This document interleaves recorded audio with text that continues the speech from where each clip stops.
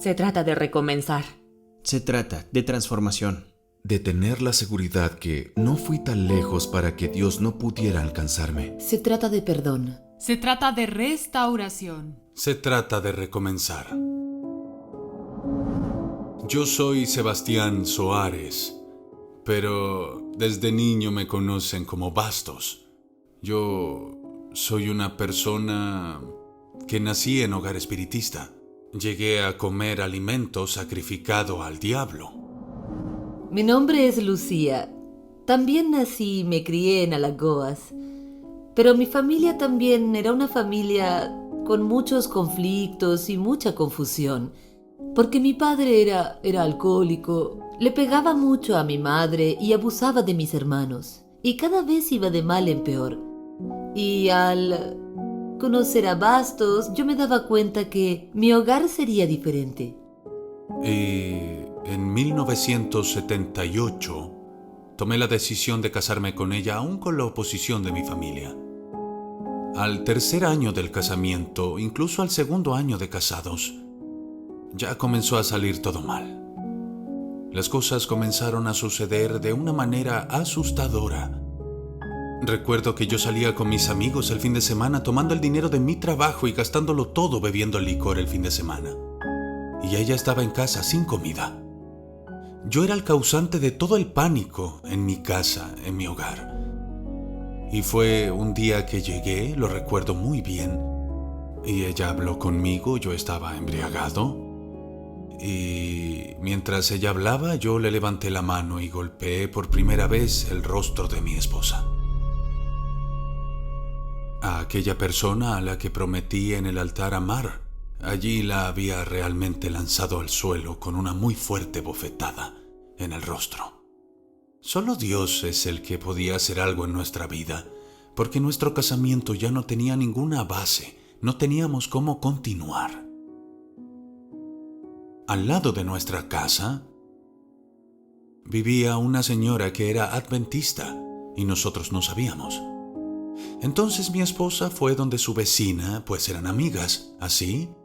Y le dijo, ¿me permitirías ir a esa reunión? Porque encontré muy bonitas esas diapositivas, eso que ustedes usan ahí. Y comenzamos a escuchar. Y lo interesante es que ella me dijo, Bastos, vamos a comprar una Biblia. Yo aún estaba bebiendo. Todavía estaba maltratando nuestro hogar. Y comenzamos a leer la Biblia en el 12º estudio que el pastor dio, en aquel lugar al lado de nuestra casa. Y ella vino y me dijo, Bastos, yo no sé tú, pero yo me quiero bautizar. Entonces le dije, bien, entonces me voy a bautizar contigo. Y nos bautizamos en ese año, 1982. En el año en que nos bautizamos, amigos, lo primero que me propuse hacer fue evangelizar a mi familia espiritista. Y Dios me dirigió de una forma tan grandiosa que mi madre se bautizó a los 85 años de edad. Todos mis hermanos, excepto 2, todos ellos se bautizaron. Eran 8 hermanos, son 8 hermanos. La mamá de ella se bautizó y yo fui quien la bautizó. Más de 10 personas de su familia hoy están bautizadas en la iglesia adventista. Dios nos bendijo de una forma muy poderosa. Nosotros nos casamos, evangelizamos a la familia, toda la familia se bautizó y después Dios me dio la condición financiera para ver a todos mis hijos titulados en la universidad. Nuestra casa se transformó en una puerta abierta para los jóvenes de la iglesia, donde hoy, y se los puedo afirmar con absoluta convicción, ya bautizamos Lucía y yo, por el poder de Dios, a más de 1000 personas.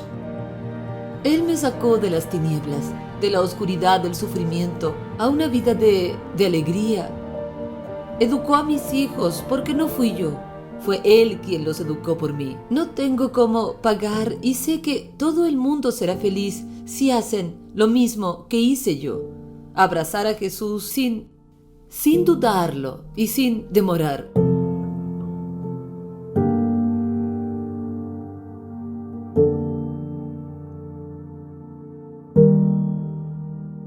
Qué hermosos testimonios seguimos viendo en esta serie especial Restaurados en Cristo.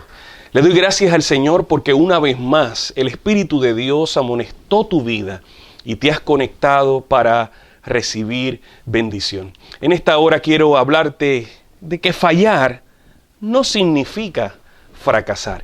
Y estoy más que seguro que cuando comparta estas historias contigo, podrás conectar con la realidad de lo que no siempre es fallar y entender que es fracaso. ¿Cuántos de ustedes recuerdan la primera vez que intentaron andar en bicicleta? De verdad que el que aprende una sola vez a correr su bicicleta, la podrá correr el resto de sus días. Pero solamente piensa en los momentos cuando realmente estabas tratando de balancear, mantener tu mirada al frente, la coordinación de los pedales, en fin, que no se te cruzara a nadie, era un gran desafío. ¿Quiénes de ustedes saltaron de la bicicleta y aterrizaron sin caerse o sin rasparse alguna rodilla? Yo creo que es imposible. Aún con la ayuda que teníamos, probablemente se hayan caído de la bicicleta muchas y muchas veces antes de lograr hacerlo bien. Inclusive, me acuerdo esos momentos cuando mi padre me asistía para que yo pudiera mantener el balance de la bicicleta aún con apoyo. Alguien los estaba apoyando, pero con todo y eso, más de uno de nosotros tiene la experiencia de esas caídas inesperadas hasta que finalmente se logró un día mantener el balance, y ahí con las rodillas raspadas, quizás algún codo guayado, pero se logró alcanzar el balance y tomar curso después de tanta práctica. Voy a hablarles un poco acerca de los atletas. ¿Saben que el 90% de los mejores atletas del mundo no ganaron una medalla? ¿Usted escuchó bien? Los mejores atletas del mundo no alcanzaron una medalla. Por lo tanto, nos toca hoy preguntarnos si fallar es igual que un fracaso total. ¿Saben? Nosotros también, cada uno de nosotros, como ellos, como los atletas, como los que hemos tratado de aprender a correr bicicleta, sabiendo que nos hemos caído una y otra vez, como ellos, nosotros intentamos, pero no siempre ganamos. Saben que parte de la vida es fallar. Parte de la vida es caer. Parte de la vida es no dar en el blanco. Y si nos ponemos a pensar, evidentemente en uno que otro capítulo de nuestra vida nos hemos sentido así. Hemos sentido que hemos tratado, corrimos la carrera, hicimos el esfuerzo, pero la medalla no fue para nosotros. Hemos tratado de alcanzar la meta, hemos llegado, pero cuando vieron el tiempo, el cronómetro, decía que no alcanzamos el récord. Parte de la vida esencial es caer, es fallar. Nuestra vida termina siendo algo completamente diferente a lo que nosotros nos imaginábamos. Muchos han pensado iniciar un hermoso matrimonio y algo sucede en el camino que no estaba dentro del ideal. Otros iniciaron una carrera profesional y de repente pensaban que las clases iban a ser más simples y más sencillas y se dieron cuenta que en el camino la tensión académica crecía y crecía y muchos de ellos hasta desviaron aquel sueño de ser tal o cual profesional. Muchos de nosotros tal vez vivieron la ilusión de vivir en una ciudad, de tener una casa, de alcanzar una meta, pero lo que nos imaginábamos no siempre llegó a ser una realidad. La sensación de haber fallado nunca está lejos de la superficie. Por eso parte del caminar en la vida, parte de la jornada de la vida es caer. Pastor, ¿pero me estás diciendo que tengo permiso para caer? Pastor, ¿me estás diciendo que el cristiano cae? ¿Me estás diciendo, pastor, que tropezar es parte de la jornada de avanzar? Bueno, sí. Posiblemente hoy estás viviendo uno de esos días cuando abres tus ojos en la mañana y dices, ¿por qué? ¿Por qué tomé esa decisión? ¿Por qué abandoné ese compromiso? ¿Por qué decidí tomar el curso que no debí tomar? Ahora me encuentro en esta situación. Ahora estoy viviendo las consecuencias negativas de la realidad de mi decisión. Sí, la Biblia registra una y otra vez muchas fallas de sus personajes y muestra la vida tal y cual es. Yo creo que yo voy a fallar como ministro ordenado en la proclamación del Evangelio si les digo a ustedes que la vida cristiana no es caer, no es fallar. Tendría entonces que arrancar de la palabra del Señor, cosa que no puedo, por si ustedes pecan, abogado tienen. ¿Qué está diciendo? Ahí está diciendo que en el camino voy a tropezar, que en el camino tomaré una decisión lamentable que me llevará a consecuencias tristes y negativas. Está diciendo ahí, falla todo lo que tú quieras, haz lo que tú desees, importando poco lo que Dios pide de ti. Eso no es lo que dice ahí. Ahí dice que mientras yo prosigo al blanco, mientras yo camino, mientras yo avanzo, evidentemente una roca, una grieta, algo en el camino va a lastimar mi jornada y caeré. Pero si peco, abogado tengo. La palabra de Dios siempre, como les decía en el día de ayer, siempre en cada Getsemaní llega un ángel.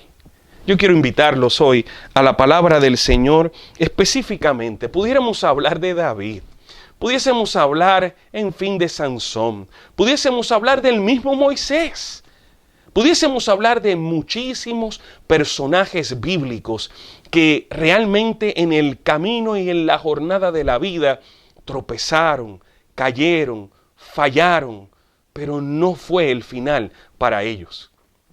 Yo sé que hay gente que piensa que ser cristiano es no fallar. Hay gente que piensa que ser cristiano es una persona rígida, que come de tal forma, viste de tal forma, habla de tal forma y no comete ningún error. Esas personas están lejos de la realidad de aquellos que rodearon a Jesús mientras Jesús caminó en esta tierra. Están lejos de la realidad de la gracia y la misericordia que es para personas como tú y como yo, que frágilmente en el camino hemos tropezado en la vida. Abogado, has tenido. Abogado, he tenido. A Jesucristo, el justo, si yo decido por Él, para que me represente delante de su Padre. Uno de esos personajes fue el famoso Pedro.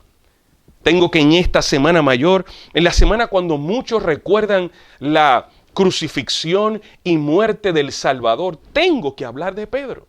Es en el Evangelio según Lucas, el capítulo número 22, los versos número 54 en adelante, cuando vemos cómo arrestan a Jesús. Jesús había ya salido del Getsemaní y dice, y prendiéndole, le llevaron y le condujeron a la casa del sumo sacerdote.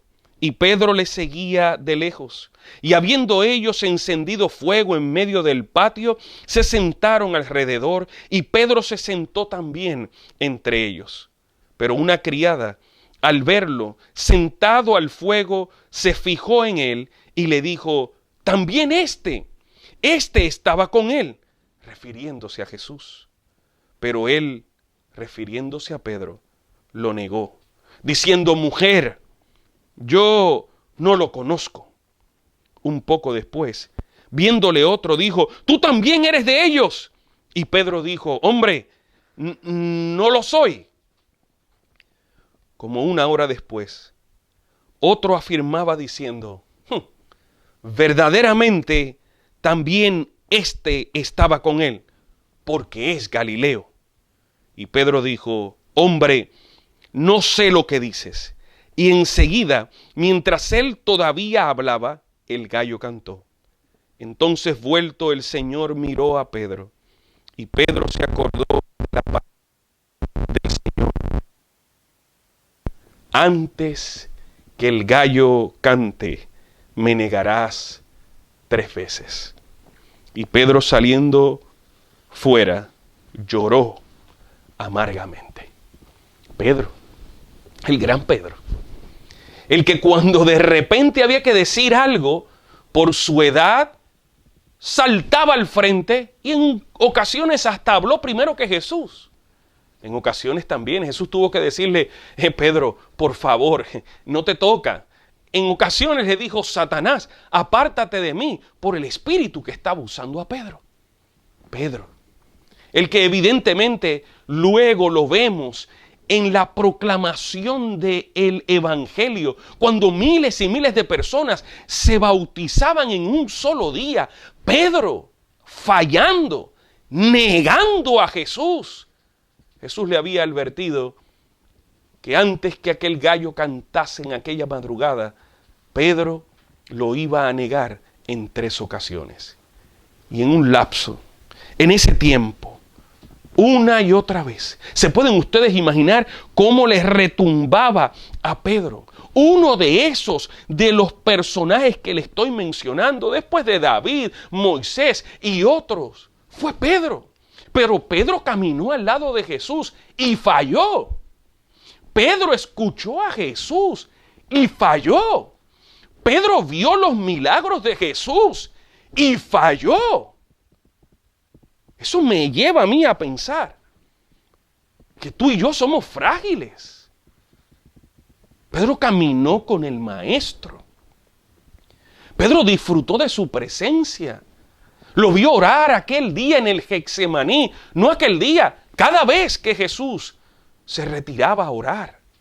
Recibió el ejemplo constante del bendito y hermoso Hijo de Dios. Y Pedro falló. Saben, Jesús fue traicionado por Judas y fue arrestado cuando estaban en el jardín del Getsemaní. Y ambos personajes fallaron. Falló Judas y falló Pedro. Ambos tienen en común la realidad de que fallaron a Jesús. ¿Sabes que el fracaso no es fatal si reconocemos que todos fallan? Yo no te puedo decir, de los discípulos, ninguno falló. Yo sí te puedo decir que había uno que constantemente decidió estar al lado de Jesús. Ese era Juan, conocido como el discípulo amado, pero no puedo decir que no falló. No puedo decir que uno de ellos no dudó. No puedo decir que le faltó la fe. Aquel día, cuando Jesús le dijo: denle vosotros de comer, varios de ellos salieron y brincaron y le dijeron: Jesús, pero ¿cómo? ¿Dónde conseguiremos tanto pan para todas estas personas? Ni 200 denarios darían para darle de comer a toda esta gente. Y unos minutos después, aquellas canastas lanzaban pan y pescado para una multitud que, sin contar mujeres y niños, todos comieron hasta saciarse y sobraron 12 canastas llenas de bendición. Esos que estaban allí y que vieron eso, dudaron, fallaron. Todos nosotros fallamos. Judas, Pedro, ambos fallaron. El fracaso no es fatal si recordamos que el amor y el perdón de Dios no dependen del éxito. Pastor, ¿pero qué me estás diciendo? Se supone que un cristiano tenga éxito, que un cristiano no falle. Pero es que no es el éxito el que hace que nosotros ganemos el perdón de Jesús. Es la gracia, la misericordia, el amor eterno que Jesús tiene por ti y por mí, lo que hace que ese perdón sea efectivo activo a través de la fe en tu vida y en la mía. No es que nos portemos bien, no es que digamos las mejores palabras, evidentemente. Evidentemente, el que ama a Jesús, Jesús mismo lo dijo, el que me ama, guarda mis mandamientos. Evidentemente, el que ama a Jesús da un fiel y honorable testimonio de ser un seguidor de Jesús. Pero no todo el que da un honorable testimonio proviene de el resultado de una relación con Dios. Porque ahí en el grupo estaba Judas. Ahí en el grupo andaba el que finalmente fue el traicionero, caminaba con Jesús. Y de lejos la gente podía decir, ese es su seguidor, ese cree lo mismo que el maestro predica, vive a la altura de lo que el maestro predica, pero la realidad no fue así. El éxito no es señal de que hemos sido perdonados. El arrepentimiento genuino es aquel en el cual el ser humano siente tristeza, angustia por el pecado e inmediatamente abandona la práctica de ese pecado. Una vez se acercó, entre tantos, miles de jóvenes que durante toda esta trayectoria ministerial se han acercado a este servidor y me dijo, pastor, ¿por qué le pido perdón a Jesús hoy y mañana vuelvo y caigo en lo mismo? ¿Por qué entonces vuelvo y le pido perdón a Jesús y yo sé que Él me perdona y vuelvo otra vez y caigo en lo mismo?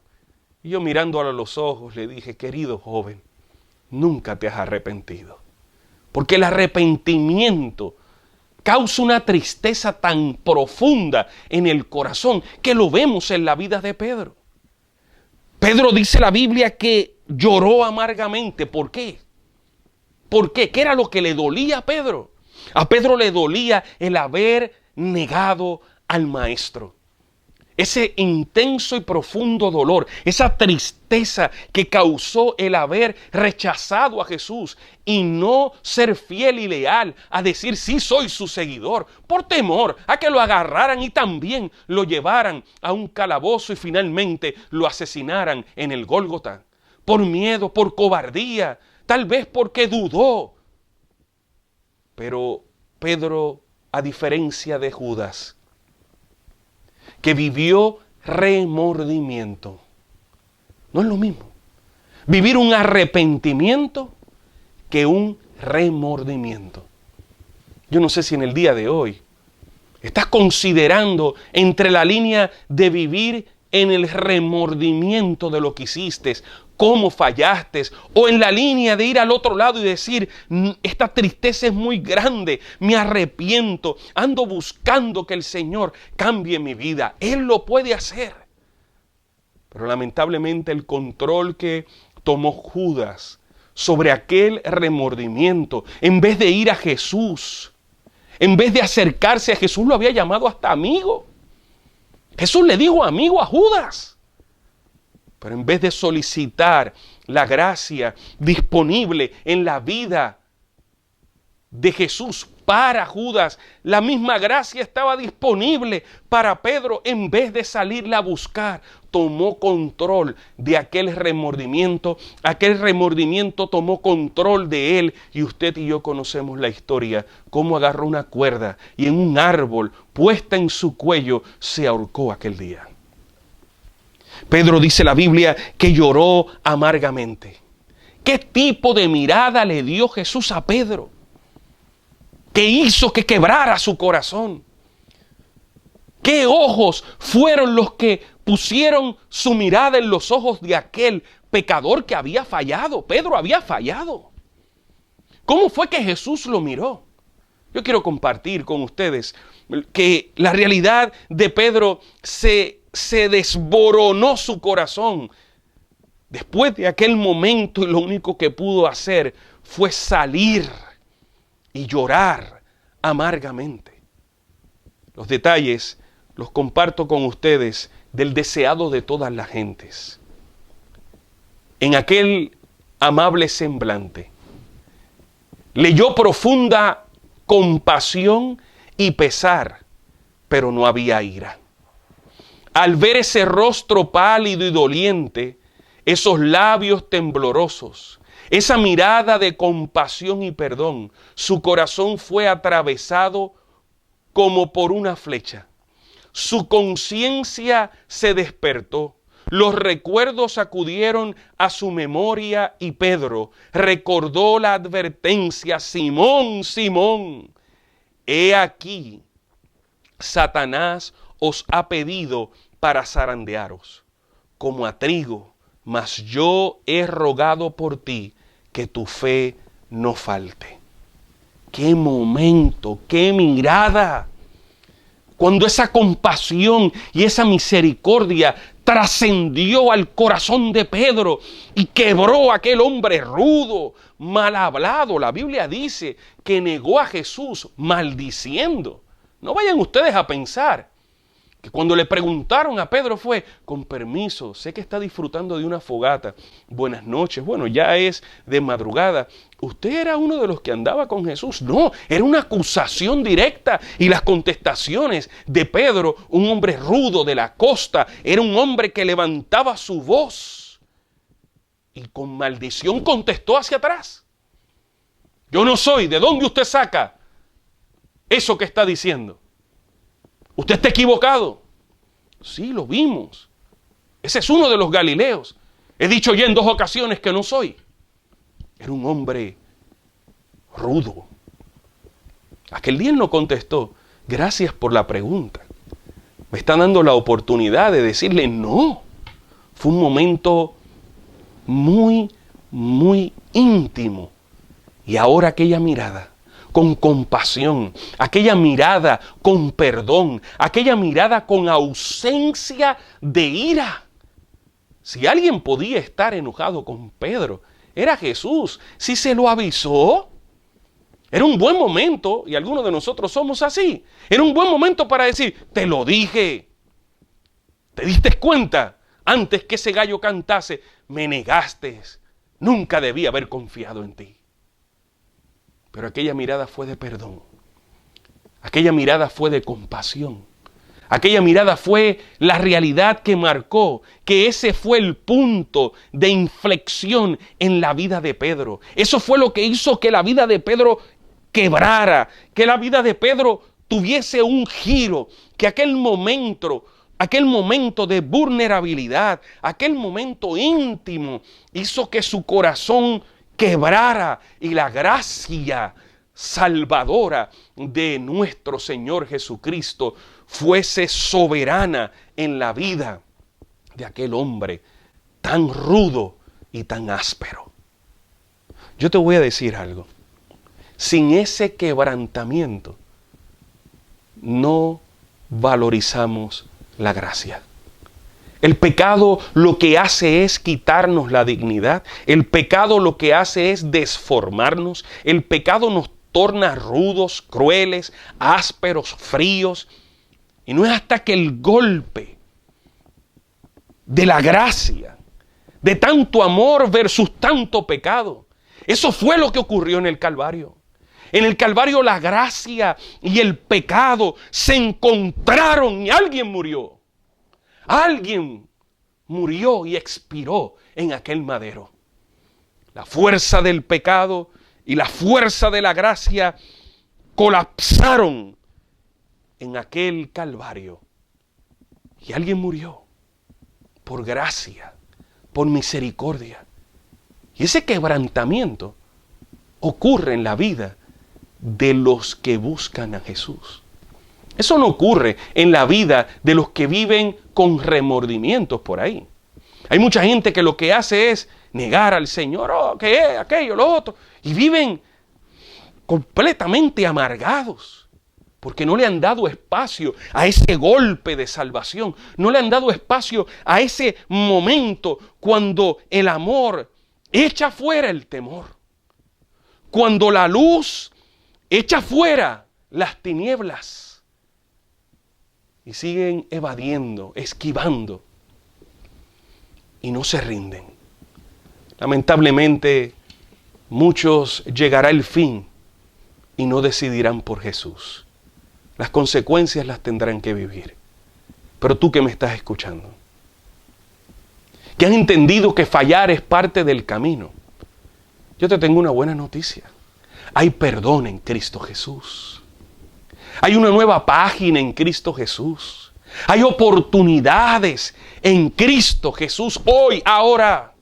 El día de ayer pasó, el día de mañana no sabremos si vendrá, pero hoy es el día de salvación, hoy es el día de quebranto, hoy es el día cuando esas lágrimas tienen significado y Jesús conoce tu corazón, el mundo, mira lo que está delante del ser humano, mas Jehová mira tu corazón y anhela en el día de hoy iniciar una transformación como la hizo en la vida de Pedro. El fracaso no es fatal si aprendemos y crecemos con nuestros fracasos.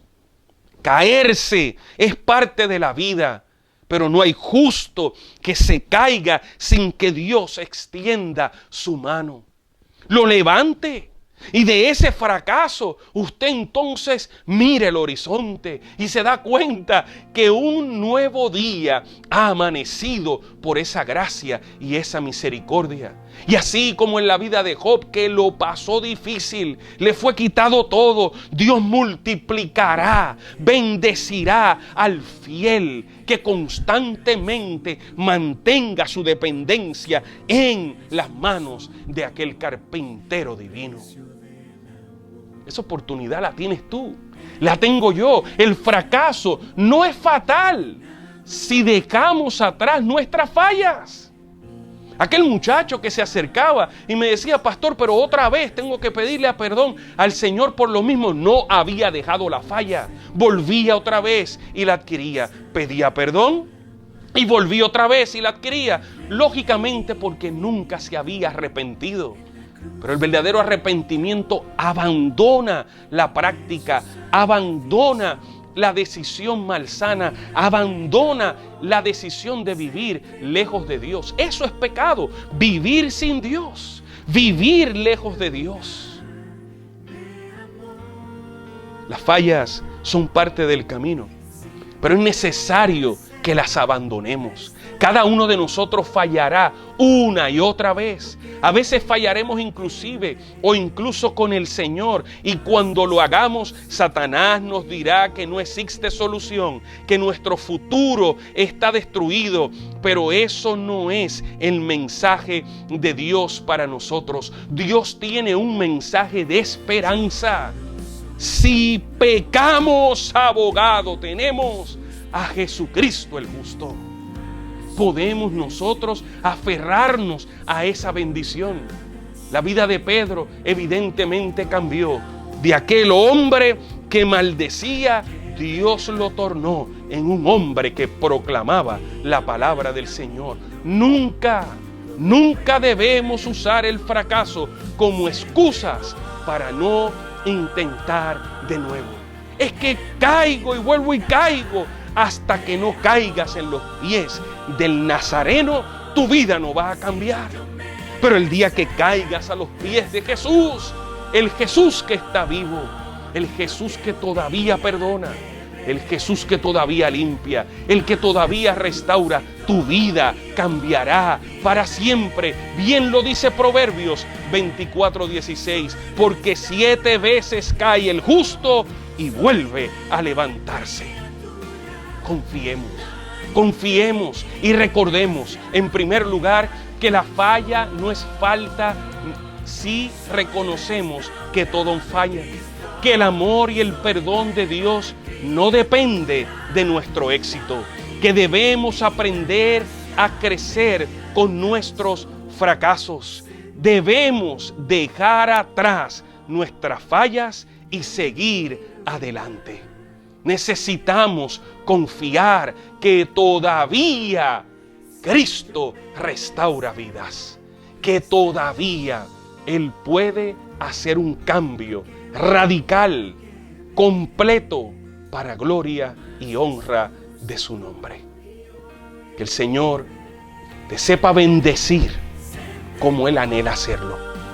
Y que en esta hora, si has fallado, no vivas con remordimiento. Ve a Cristo, y Él cambiará tu vida para siempre. Que las palabras de este sagrado libro caigan en el corazón de alguien en esta hora que decida arrepentirse y, como Pedro, levantarse y vivir los mejores días de su vida. Que tu bendición descanse en la vida de todos aquellos que hoy nos escuchan. En el nombre de Jesús. Amén.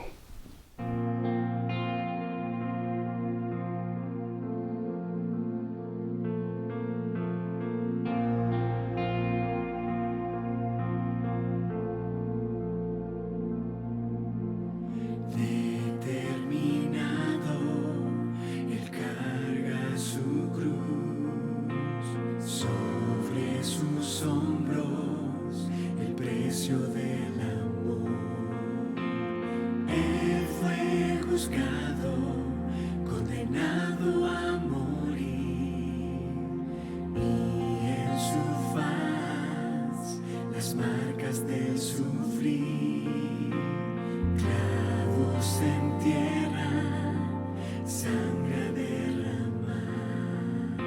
El Rey del infinito en la cruz se humilló, inmenso sacrificio. De vida al pecador se entregó, en mi lugar me amó, sin yo merecer restauró lo que un día quebré, mas resucitó y hoy él vive.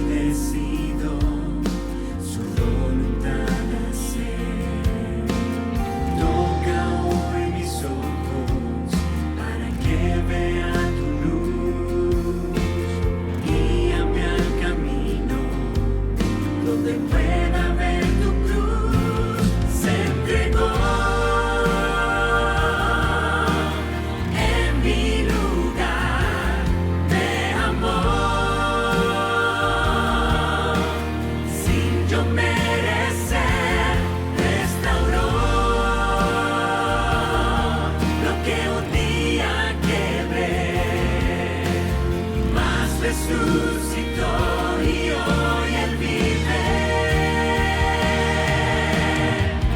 Soy restaurado en Cristo, soy nueva criatura.